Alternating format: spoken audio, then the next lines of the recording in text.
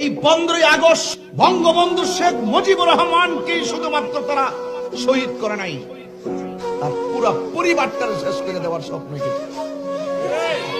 যেই লোকটা দেশ স্বাধীন করলো, যেই লোকটা ডাকে 30 লক্ষ মানুষ জীবন দিয়া দিল দেশটাকে স্বাধীন করার জন্য, সেই লোকটাকে তারা শহীদ করে দিয়েছে। এরপরে দেখেন ছোট্ট বাচ্চা শেখ রাসেলটারও শহীদ করে দিয়েছে। তার মানে বোঝা গেল এরা পুরা বংশটাকে শেষ করে দিয়েছে। এমন মির্জাফর যুগে যুগে ছিল, কথা কোন ঠিক না? কারবালার ঘটনাটা তো হিসাবে মিলে তো এরা শুধু ইমাম হুসাইন রাদিয়াল্লাহু তাআলা আনহুকে শহীদ করে নাই, 6 মাসের বাচ্চা আলী আসগরকেও শহীদ করেছে।